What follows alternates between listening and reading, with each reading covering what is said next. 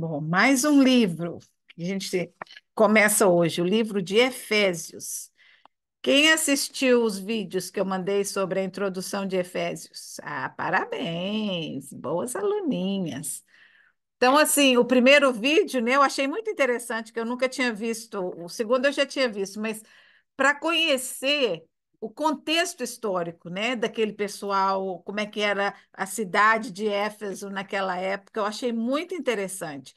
E como eles deixaram uma vida completamente diferente, né? Uma vida de medo, de insegurança, de magias, de idolatrias, de superstições, né? Para aceitar a mensagem que Paulo foi levar para eles. Então, assim, é lindo a gente ver um Deus que não importa, né, da onde a pessoa vem, o amor dele é distribuído.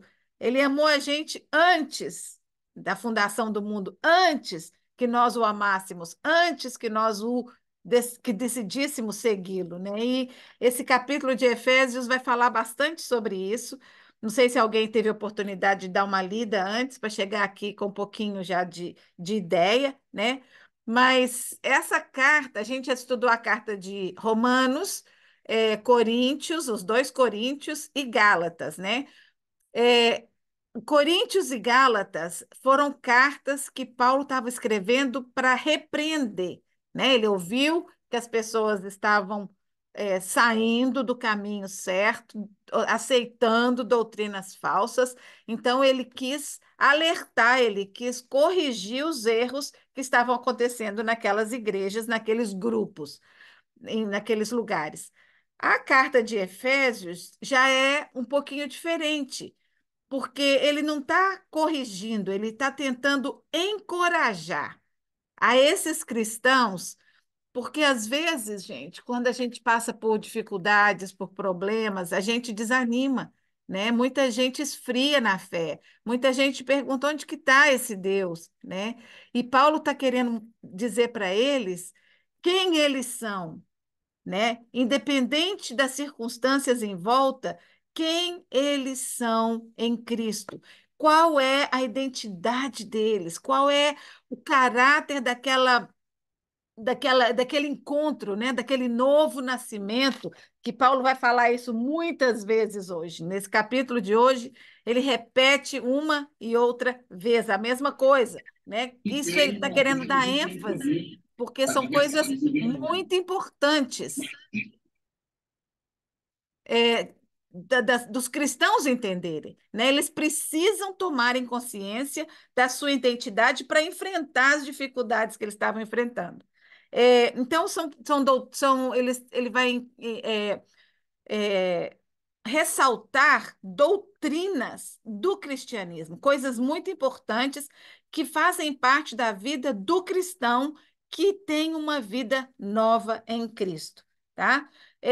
Entre os estudiosos, né, de centenas de anos atrás, eles chamam essas cartas da rainha das epístolas, porque ela é recheada de tanta teologia, de tanta coisa importante para nós que ela é assim como eles falam da rainha das epístolas, uma coisa super importante que a gente não deve descartar, a gente deve ler uma e outra vez, e cada vez que lê, absorver coisas novas, né? Aqui eu vou ler outra vez um pensamento, uma frase de Spurgeon, que eu mencionei semana passada, e ele diz assim: a Epístola aos Efésios é um corpo divino completo. No primeiro capítulo, você tem as doutrinas do Evangelho. No próximo, você tem a experiência dos cristãos. E antes que a epístola termine, você tem os preceitos da fé cristã. Quem quer que queira ver o cristianismo em um tratado, deixe-o ler, marcar, aprender e digerir interiormente a epístola de Efésios. Ler, marcar, aprender e digerir, né? A Bíblia fala, a gente tem um versículo que fala que a gente precisa ser ruminante da palavra de Deus, né? A vaca e o cavalo lá no pasto, Eles pegam aquele capim e mastiga, e mastiga, e mastiga. E é assim que a gente tem que fazer com a palavra de Deus. Pegar partes, né, dela e ruminar, sabe? Saber o que que a gente vai poder tirar dali, daquele lugar, para nos edificar, para transformar alguma coisa na nossa vida, né? Efésios abre os nossos entendimentos. Então, assim, esse capítulo a gente vai ver quem nós somos em Cristo. Para mim, foi uma a parte que mais me chamou a atenção, né? Quem eu sou em Cristo. E eu já falei isso antes aqui. Nós vivemos uma vida tão separada dessa identidade que nós temos em Cristo. As coisas desse mundo nos balançam e nos tiram a paz e nos dão ansiedade tanto porque a gente não toma posse dessa identidade. A gente não toma posse de filhas do rei, né? Compradas de novo. Eu deixei no final, quando eu mandar o texto para vocês, no final eu fiz 2 páginas de lista de quem eu sou em Cristo, com versículos onde você pode ir lá procurar e, sabe, e se alimentar daquelas palavras. Então vamos ler os versículos 1 e 2 do capítulo 1 de Efésios. Diz assim: Eu, Paulo, apóstolo de Cristo Jesus, pela vontade de Deus, escrevo essa carta. Espera aí que eu vou mudar a versão, porque eu não gosto dessa. Eu gosto para entender algumas coisas, mas não para ler todo dia. Aos santos que estão em Éfeso e fiéis em Cristo Jesus. Graça e paz a vocês da parte de Deus, o nosso Pai, e do Senhor Jesus Cristo. A gente já viu que Paulo, na carta de Gálatas, começou e terminou graça e paz, né? Então, o que que é essa saudação? Essa saudação é o que nós temos em Cristo. Nós temos graça, porque ele nos deu a graça, né? O presente da salvação é de graça e é um dom imerecido. E quando nós recebemos essa paz, nós temos essa paz, nós sentimos a paz independente. Uma coisa que eu quero ressaltar é que Paulo escreveu essa carta da prisão. Ele não estava de verão numa praia bonita, ou não, e na casa confortável, não, ele escreveu da prisão, né? Então, essa saudação é típica de Paulo. E não porque as circunstâncias dele estivessem boas, mas porque ele sabia quem ele era em Cristo, né? A identidade dele em Cristo era uma coisa inegociável para Paulo, independente das circunstâncias. Então, continuando no versículo 3: Bendito seja o Deus e Pai do nosso Senhor Jesus Cristo, que nos abençoou com todas as bênçãos espirituais nas regiões celestiais, porque Deus nos escolheu nele antes da criação do mundo para sermos santos e sem culpa diante dele. Então, gente, nós já temos toda sorte de bênçãos espirituais em Cristo. O dia que nós decidimos crer que Jesus Cristo é o Filho de Deus, que veio para me salvar, esse dia, essas, toda essa enxurrada de bênçãos veio sobre você. Já é sua. A gente, às vezes, eu falo várias vezes, a gente tem o presente, a gente não desembrulha, né, para ver o que está lá dentro. Essas bênçãos são minhas, são suas, para o dia de bonança e para o dia de tormenta também, né? Às vezes a gente está querendo bênçãos terrenas, bênçãos materiais, a gente quer se ver livre de um problema, né? Mas aqui fala assim: Ele nos abençoou com toda sorte de bênçãos espirituais nas regiões celestiais em Cristo. Enquanto a gente não consegue transformar a nossa mente de que nós estamos aqui de passagem, que tudo que nós vivemos aqui é bom, é gostoso, tem que dar prazer, mas é passageiro, que o único que vai ficar é o que é espiritual e o que é eterno. Se a gente não transforma a nossa mente para entender isso, né, a gente nunca vai estar satisfeito, porque a gente vai ter sempre um perrenguinho que vai querer tirar a gente daquela perspectiva de que aqui não está bom, ou essa situação não é o que eu sonhei, não é a melhor, mas eu espero algo maior na eternidade, onde não é mais passageiro, onde é para sempre. Lembra uma vez que eu mostrei para vocês, é, fiz mais ou menos um exemplo, né, de uma corda bem comprida, sem fim. E lá na pontinha da corda você desenha assim, pretinho ou vermelhinho, né? Isso é a sua vida na Terra. O resto do cordão, que dá a volta pela minha casa inteira aqui, é a eternidade. E a gente fica tão agarradinho aqui, né? E não dá valor à eternidade. É nessa que a gente tem que se preocupar, com a eternidade. Porque, como diz o versículo 5, 4 aqui, porque Deus nos escolheu nele antes da criação do mundo, para sermos santos e sem culpa. Às vezes a gente acha, né, que santos são pessoas assim, né, super espirituais, são aquelas pessoas que se recuam num lugar e vivem uma vida de total dependência de Deus, em oração sem parar. Não. Santos são todos aqueles que professam a fé em Cristo Jesus. E olha que desde o Velho Testamento, Deus já dizia: sede santos, porque eu sou santo. Por que que Deus deu a Moisés leis e regulamentos e regras? Porque Deus queria um povo que fosse representante dele aqui na terra. E para ser representante de Deus, tem que ser santo, tem que ser separado, tem que ser diferente do resto do mundo. A gente tem que querer ser diferente. Às vezes, ser diferente pode ser incômodo, pode causar constrangimento, mas nós somos chamados a ser santos. Nós somos feitos à imagem de Deus. E Ele tem algo muito mais elevado para nós.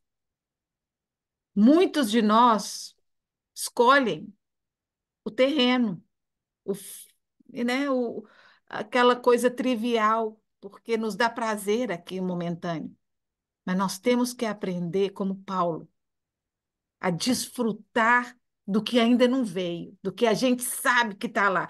Gente, Deus, as promessas de Deus são irrevogáveis, ele não muda. O que ele prometeu, ele vai cumprir.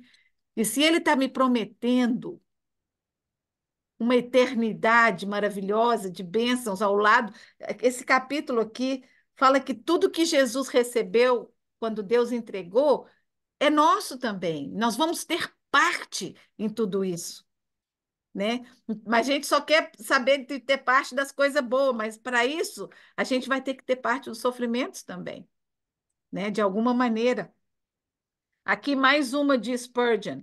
Se você pensa pouco no que Deus fez por você, você fará muito pouco por ele.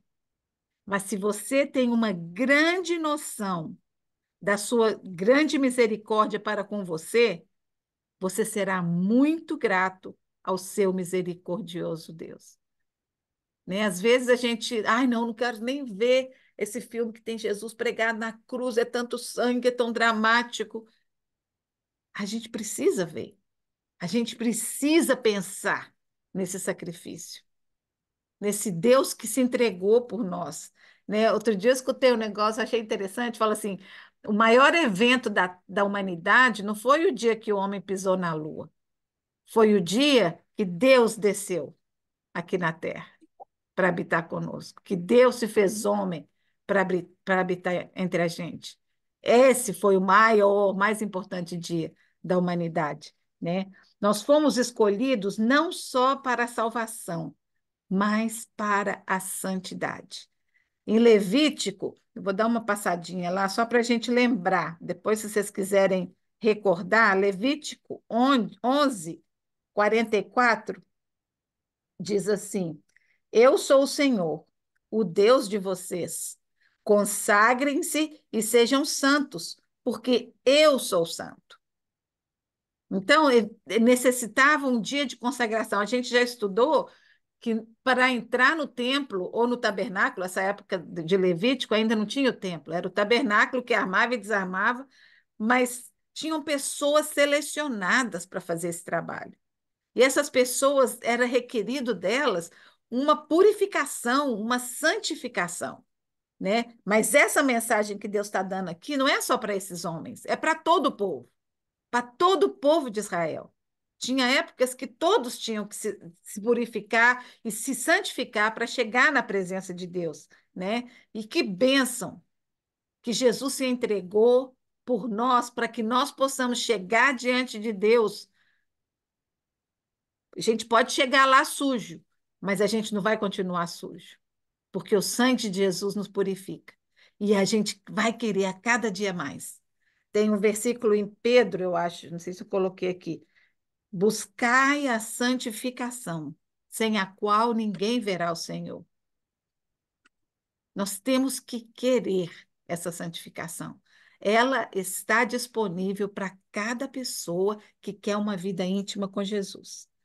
Deus sempre quis um relacionamento com o homem, mas quando o homem pecou, um grande abismo se fez entre eles. Já não podia mais haver intimidade, porque Deus e o pecado não combinam, né? Existia uma separação e o propósito de Deus ter criado o homem era para ter um relacionamento, era para ter aquela intimidade. Deus vinha todos os dias no jardim do Éden para conversar com Adão e Eva, né? Eu fico imaginando, né, Deus chegar, e aí, Adão, que bicho que você nomeou hoje?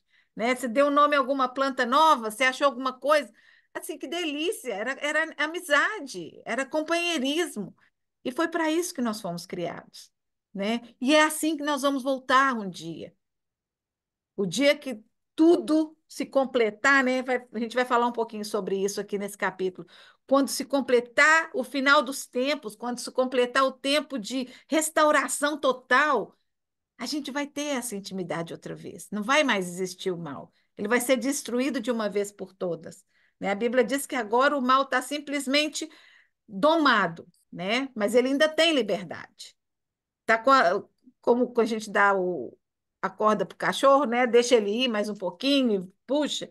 É assim que Satanás está. Ele tem liberdade, mas não total, né? O plano da redenção do homem nasceu no coração de Deus para que esse relacionamento fosse reconstruído, lá que foi quebrado no Jardim do Éden. Esse plano começou a ser transmitido e ensinado ao homem através das leis. Então, gente, lá no Velho Testamento, cada ato, né, de purificação, ou tudo sinalizava para Jesus. Tudo sinalizava para o grande sacrifício que seria a libertação total da humanidade. Em Êxodo, a gente vê lá no capítulo 12, quando Deus instituiu a Páscoa. A Páscoa era um símbolo total do que seria a morte de Jesus, né? Tanto é que a morte de Jesus aconteceu na celebração do Passover, na celebração da Páscoa. Então, o cordeiro imaculado, o sangue pendurado, marcado na porta de cada pessoa, essa é a marca que vai nos diferenciar das pessoas que não são cristãs. É o sangue de Jesus marcado nos nossos corações. Se nós temos esse sangue de Jesus marcado em nossas vidas, nós vamos passar para o lado daqueles que são salvos e redimidos por Jesus, né? É, Jesus foi o Cordeiro Pascual, né? Quando João Batista viu Jesus, né? Quando o ministério de João Batista começou e Jesus apareceu para ser batizado, né? Lá em João 1:29, fala assim: no dia seguinte, João viu a Jesus aproximando e disse: Vejam, este é o Cordeiro de Deus que tira o pecado do mundo. Então, aquele cordeiro que era simbolizado com a ovelhinha pura, sem mácula, sem um ossinho quebrado, ia ser representado por Jesus a partir daquele tempo, né? 1 Pedro fala que esse mandamento de ser de santos como eu sou santo se aplica a nós. 1 Pedro 1:15 e 16 fala assim: como filhos obedientes, Não se deixem moldar pelos maus desejos de antes, quando viviam na ignorância. Mas assim como é santo aquele que os chamou, sejam também santos em toda a sua conduta. Pois está escrito: sede santos, porque eu sou santo. Então, Pedro também sabia disso, né? Jesus foi completamente aceito. O sacrifício de Jesus por nós foi totalmente aceito pelo Pai. Todo o seu caráter, as suas palavras, as suas obras eram aceitáveis a Deus, né? É importante a gente lembrar, porque tem muita gente que acha que Jesus foi um profeta, um, né, um mestre e viveu uma vida exemplar. Nada disso teria valor se não houvesse a morte e a ressurreição de Jesus. Sem derramamento de sangue, não há remissão de pecados. Nós vamos ler isso também um pouquinho mais para frente. Paulo queria que os cristãos de Éfeso assumissem a sua identidade e herança em Cristo.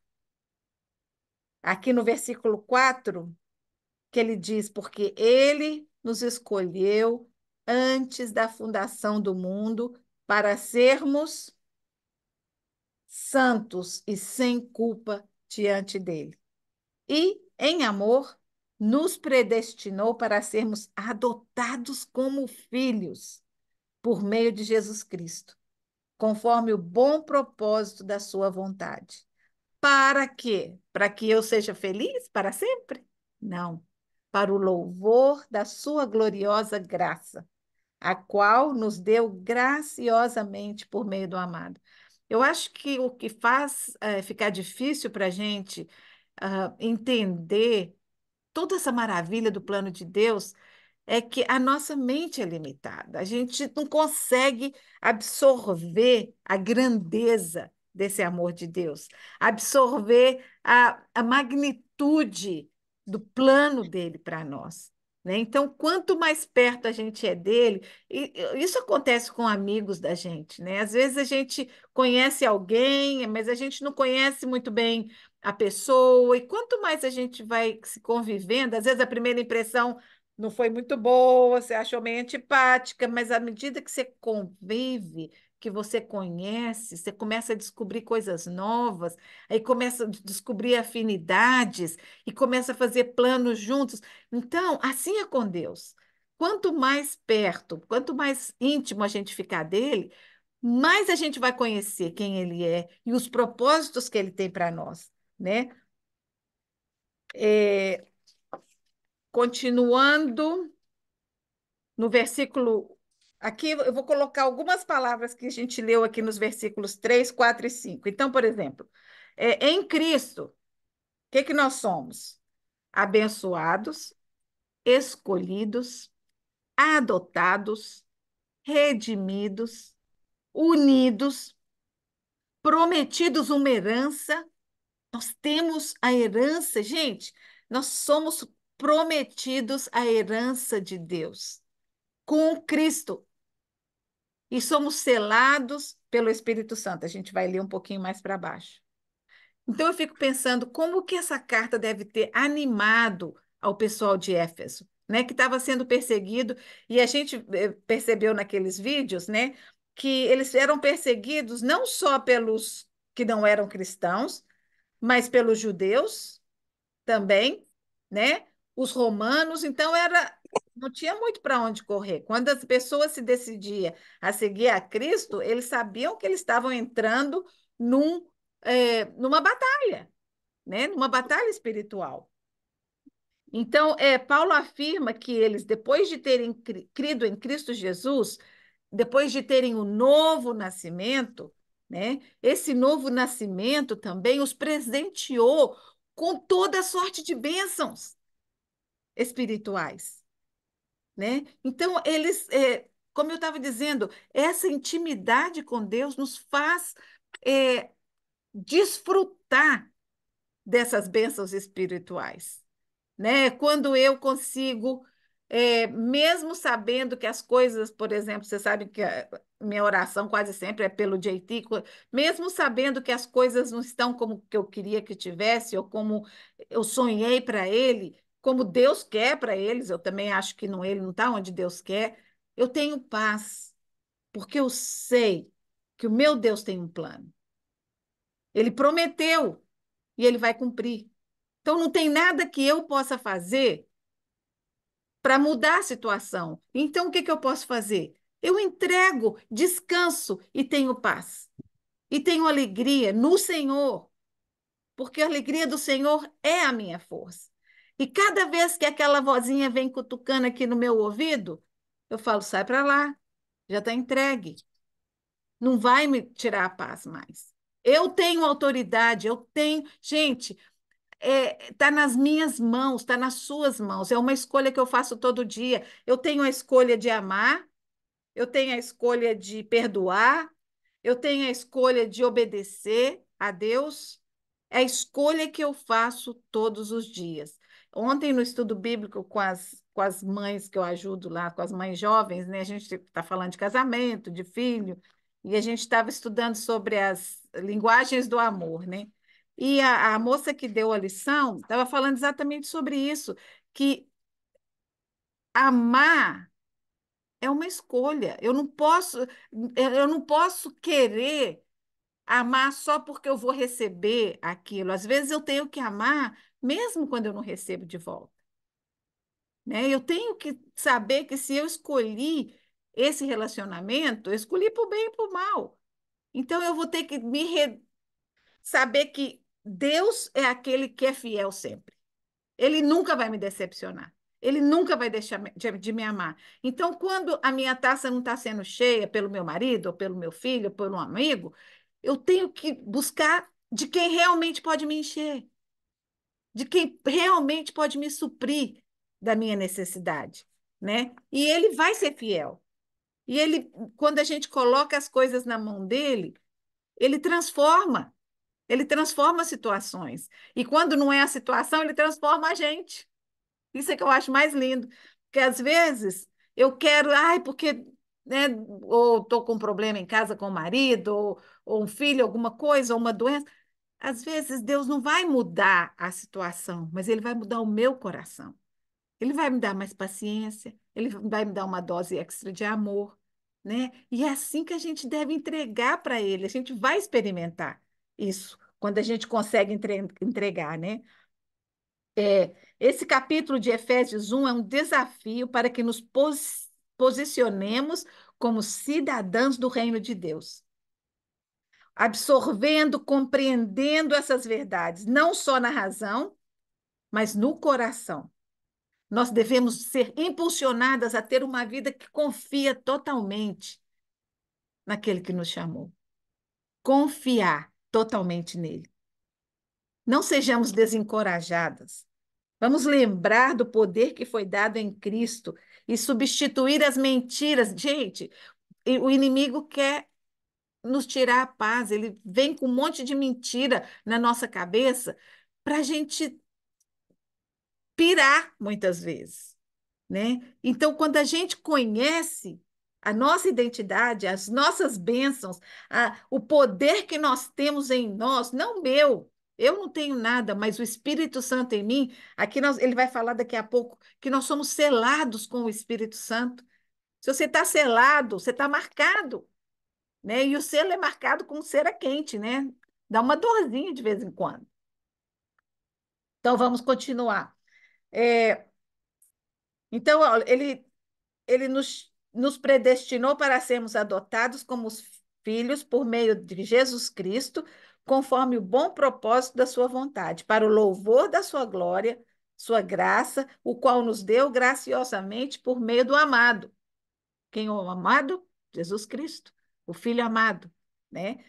Nele temos a redenção por meio do seu sangue, o perdão das transgressões de acordo com as riquezas da sua graça, a qual ele derramou sobre nós com toda sabedoria e entendimento.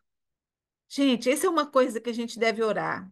Deus, dá-me entendimento, dá-me sabedoria, né? Aqui ele vai falar um versículo aqui abaixo que eu acho muito lindo, que é abre os olhos do meu entendimento, para que eu possa compreender a tua grandeza, né?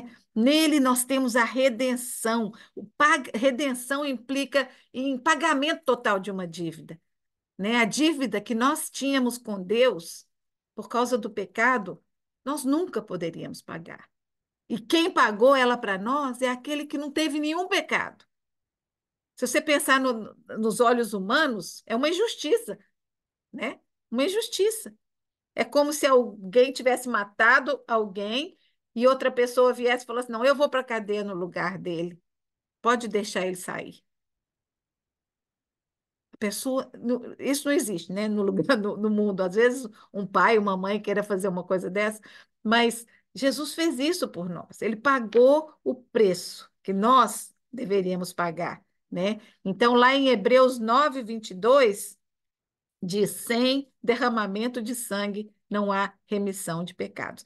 Eu acho que eu marquei aqui que eu queria ler esse versículo, queria ler um pouquinho mais, porque é muito lindo esse capítulo de Hebreus. Começando no 11, explicando sobre o sacrifício de Jesus e na nossa posição. Ele fala assim: contudo, quando Cristo veio como sumo sacerdote dos benefícios agora presentes, deixa eu ver se nessa aqui, talvez eu leia na tradução. A primeira aliança tinha leis, não, 11. Mas Cristo veio como grande sacerdote das coisas boas que já estão aqui. A tenda em que ele serve é melhor e mais perfeita e não foi construída por seres humanos, isso é, não deste mundo. Quando Cristo veio e entrou uma vez por todas no lugar santíssimo, ele não levou consigo sangue de bodes ou de bezerros para oferecer sacrifícios. Pelo contrário, ele ofereceu o seu próprio sangue e conseguiu para nós a salvação eterna. Então, aqui, o escritor de Hebreus está dizendo que antes precisava trazer sangue de bode, de carneiro, mas quando Jesus entrou lá, ele se ofereceu por nós. O sangue de bodes, de touros e as cinzas de bezerra queimadas eram espalhados sobre as pessoas impuras que ficavam purificadas. Se isso é assim, imaginem quanto maior ainda é o poder do sangue de Cristo. Por meio do Espírito Eterno, ele se oferece a si mesmo a Deus como sacrifício sem defeito, né? Eu fico pensando assim, né? Tem muita gente, mas foram os judeus que mataram a Cristo, né? Não, ele se entregou, foi escolha dele. Ele sabia exatamente que isso ia acontecer, né? Então, não merecíamos o perdão dos nossos pecados, e quem pagou o preço não devia o preço que foi pago. Ganhamos o que não merecíamos sem precisarmos fazer nada para isso. Isso é difícil da gente compreender, né? Essa lógica da redenção é difícil de ser entendida por nossas mentes humanas, mas essa é a lógica divina. E é aí que a gente tem que se agarrar, né? O versículo 10, 9 e 10, vamos ver. De, é, fez o que. Ai, eu tô que mudei a tradução. Vamos lá. Ele nos fez conhecer o mistério da sua vontade, de acordo com o bom propósito que estabeleceu em Cristo. Isso é, fazer convergir em Cristo todas as coisas no céu, na terra, na administração da plenitude dos tempos. Então, a Bíblia, vários lugares na Bíblia fala que Deus se revela, os mistérios de Deus são revelados àquelas pessoas que o buscam. Os mistérios de Deus, segredo, a intimidade do Senhor são para os que o temem, e eles dará a conhecer a sua aliança. Então, quanto mais a gente busca, Deus quer se revelar a nós, né? Um dos estudiosos que eu estava lendo fala que pode ser traduzido aqui nessa carta de Paulo que os mistérios no Novo Testamento estavam relacionados aos estava oculto para os pagãos, aqueles que não tinham Jesus, né, que não haviam se tornado cristãos, que não conheciam o Evangelho, para eles isso tudo era um mistério. Então, esse mistério que estava se revelando, cada vez que Paulo pregava e alguém cria, né, e tinha uma vida transformada, então que o mistério estava sendo revelado para essas pessoas pagãs que ainda não tinham a Jesus como Salvador. O plano final de Deus é convergir, né? É juntar, trazer para ele todas as coisas. Ele fala aqui no versículo 10: isso é de fazer convergir em Cristo todas as coisas no céu, na terra, na administração da plenitude dos tempos. Então, vai haver um dia onde todas as coisas vão se convergir para o perfeito plano de Deus para a humanidade, né? E Jesus vai aparecer não mais como Salvador, mas como juiz.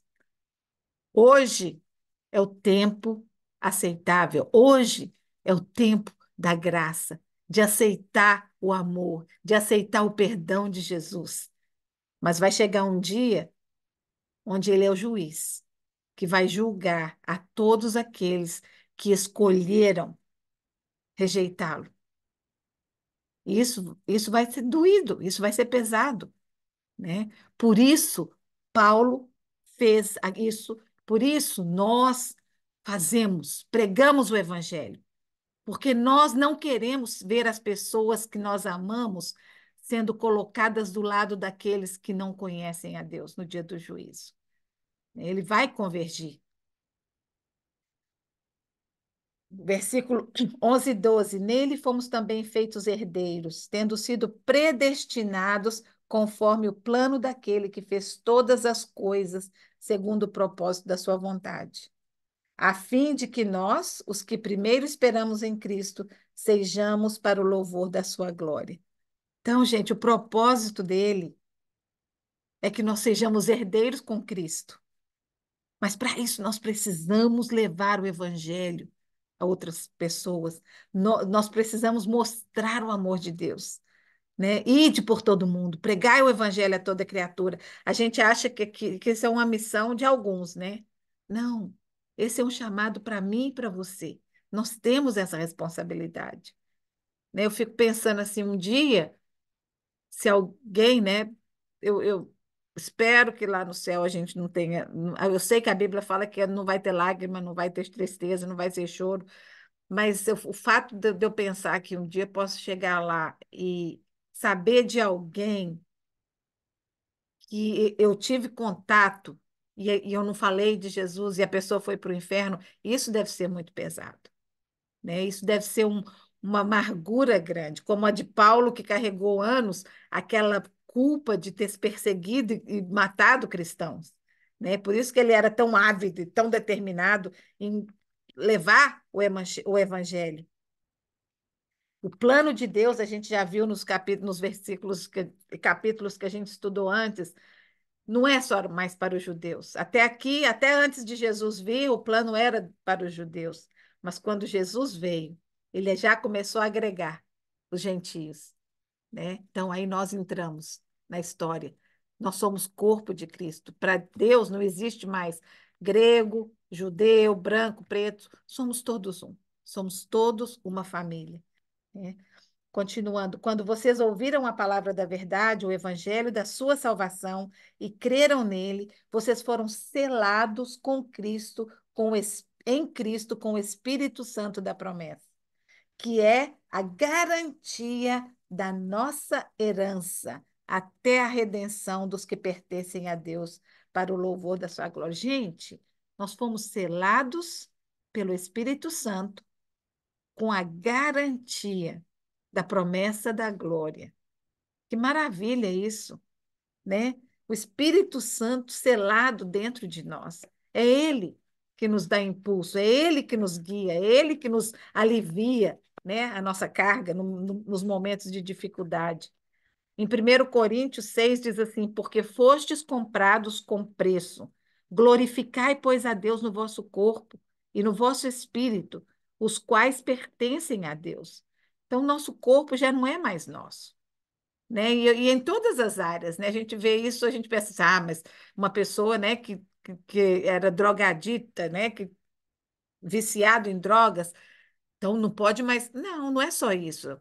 Eu comer de uma forma errada, eu não me cuidar fisicamente, né? O meu corpo é o templo do Espírito Santo. E eu preciso cuidar dele, né? Então é importante a gente cuidar nessa área também.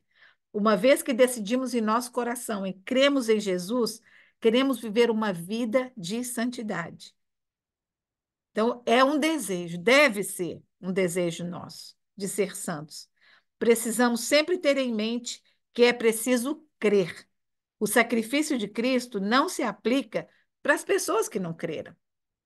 Eles podem até acreditar, né? Pode até ver, ter um crucifixo pendurado na casa, mas se eles não aceitam aquele sacrifício como um caminho para o coração de Deus, de nada vai servir, né? É o que eu falei. Tem gente que conhece de escutar, de saber, agora conhecer de intimidade é diferente, né? Tudo foi pela graça, por amor, uma redenção adquirida sem o nosso merecimento ou esforço. Porém, é necessário que tenhamos fé em Cristo, que creiamos que Ele é o nosso Salvador.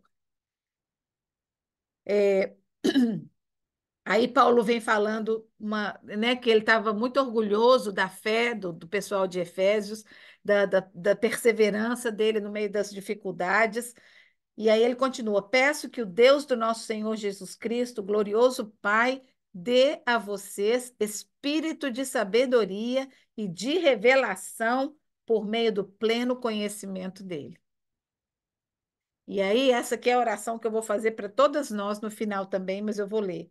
Oro também para que os olhos do coração de vocês estejam iluminados, a fim de que conheçam a esperança para a qual ele os chamou, que são as riquezas da gloriosa herança dele, concedidas aos santos, e a incomparável grandeza do seu poder para conosco os que cremos conforme a atuação da sua poderosa força. Que os olhos do nosso coração sejam abertos, né? Sejam iluminados. Iluminados significa não tem sombra, não tem nada escondido, né? É importante para nós ter uma compreensão e um conhecimento de quem nós somos, mas o mais importante é saber quem é o nosso Deus.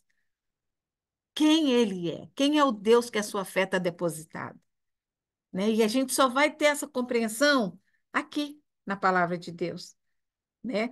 As pessoas podem nos contar, as pessoas podem dividir testemunhos e experiências, mas para a gente ter a nossa própria experiência com Deus, a gente precisa da palavra dele, né?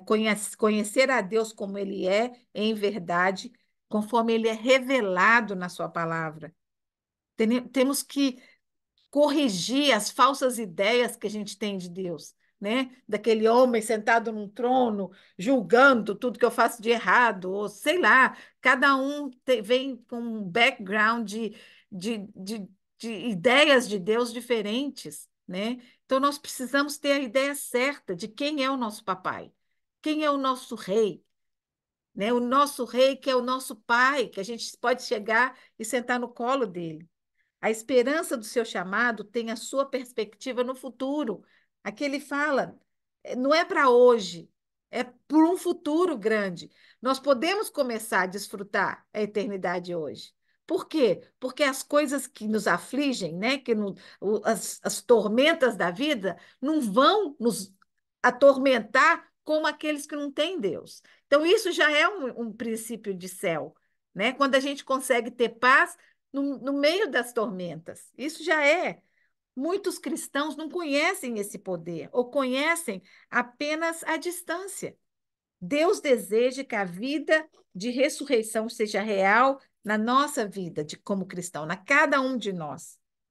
O mesmo poder que ressuscitou a Cristo está esperando para tirar o bêbado da sua embriaguez, o ladrão da sua desonestidade, para tirar o fariseu da sua justiça própria e o saduceu da sua incredulidade. Né? Muita gente, a gente pensa, mas eu não sou assim, eu não faço isso, eu não faço. Não, todos nós precisamos disso. Todos nós dependemos dessa graça e misericórdia de Deus. Aí ele continua: incomparável grandeza do seu poder para conosco, os que cremos, conforme a atuação da sua poderosa força. Deus exerceu esse poder em Cristo, ressuscitando dentre os mortos e assentando à direita nas regiões celestiais. Então, esse mesmo poder que ressuscitou Jesus e o elevou às alturas e o tem à direita de Deus, está aí para mim e para você. Esse é o poder que opera em nós, no meu coração e no seu, né? A gente às vezes vive uma vida que reflete total falta de poder, total falta de dependência desse Deus. Qualquer coisinha, qualquer ventinho nos balança, né? Vamos começar a tomar posse. É para mim e para você, gente. Não é historinha de ficção, não. É realidade, né? Essa realidade. Eu fico pensando assim, como eu demorei muito para chegar num ponto onde eu consigo hoje, né? Não toda vez, mas a maioria das vezes, eu consigo redirecionar o meu medo, redirecionar a minha ansiedade, redirecionar a minha tristeza. Hoje em dia eu tenho mais autoridade sobre isso. Por quê? Porque eu estou conhecendo o meu pai melhor. E eu estou me posicionando no lugar de filha com os direitos que o meu pai tem sobre mim, né? Que me deu como filha. Então, eu fico pensando assim, o paradoxo que deve ter sido para o pessoal lá de Éfeso, né? Porque não só de Éfeso, mas por toda a área onde Paulo pregou, eram poucos anos haviam passado desde que Jesus havia morrido. E muitas pessoas para quem Paulo pregou, talvez o conhecessem fisicamente, sabiam quem ele era, ou ouviam falar dele, e pensar que uma pessoa que andou com eles aqui na terra, agora estava ali à direita nas regiões celestiais com Deus, né?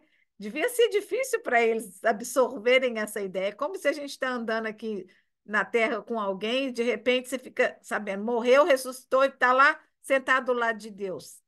Mas aquele cara que eu encontrei aqui semana passada, né? Então, é essa a mensagem que Paulo estava dizendo para eles. Gente, ele era o Filho de Deus, né? Ele tinha autonomia total de tudo, mas ele se entregou por nós. Então, aqui em resumo, Paulo diz que Deus nos abençoou com todas as bênçãos espirituais. Ele quer dizer que Deus já nos abençoou em tudo o que precisamos. Não ficou nada de fora. Porque ele sabe, nós já estudamos muito o Salmo 139. E lá fala que ele nos fez maravilhosamente. E ele planejou cada parte do nosso corpo, cada detalhe. Os nossos dias foram escritos lá antes que nenhum deles havia existido ainda. Então, às vezes eu questionava, mas se meus dias estão escritos, então não tem que preocupar, porque, né, até as pessoas que estão no caminho errado, ou Deus não está ligando para eles, mas aí vem o fato de que Deus nos deu livre-arbítrio. Arbítrio. E o livre-arbítrio me deixa escolher, aceitar o plano que ele tem para mim ou rejeitar o plano que ele tem para mim. E aí que eu acho que não devia ter livre-arbítrio. Eu queria que ele tivesse, mas ele é um Deus de amor. É que nem a gente já ouviu tanto, né, quando tem as histórias de amor e de Valentine's e tudo, fala, o amor é como aquele de um passarinho que se abre a gaiola e ele não voa, não vai embora, porque ele tem prazer de ficar ali com aquele dono. Ele sabe que ele é cuidado, que ele é alimentado. Então a porta está aberta e ele não voa. E é assim com Deus. Deus quer nosso amor voluntariamente. Ele não quer fazer uma troca. A troca já foi feita, o meu pecado pelo sangue de Jesus. E eu aceitar isso é uma escolha minha, né? Tudo que precisamos já está nele. Tudo que recebemos e precisamos vem de Deus. Tem um versículo que vocês devem ter percebido no meu e-mail, que é um dos versículos que eu mais gosto, né? Que toda boa dádiva e todo dom perfeito vem dos céus, do Pai das nuvens. Está lá em Tiago 1,17. Toda boa dádiva e todo dom perfeito vem lá do alto, descendo do Pai das luzes, em quem não pode existir variação ou sombra de mudança. Então, tudo que nós temos vem dele. Tudo. Tudo de bom. De Deus não vem nada mal. Às vezes, ele permite que Satanás nos aflija de alguma maneira, né? Ou é para um crescimento, ou é para a gente chegar mais perto dele, né? A gente não sabe as razões, mas eu sei que de Deus só vem o que é bom. E até as dificuldades, às vezes, a gente pode ver depois que passa, né? No meio delas, a gente não vê nada bom. Mas depois que passa, a gente pode tirar lições, né? Tiago 3,17 diz assim: a sabedoria lá do alto, ela é primeiramente pura, depois pacífica, gentil, amigável, cheia de misericórdia e de bons frutos, imparcial e sem fingimento. Então, essa é a sabedoria que nós temos que buscar.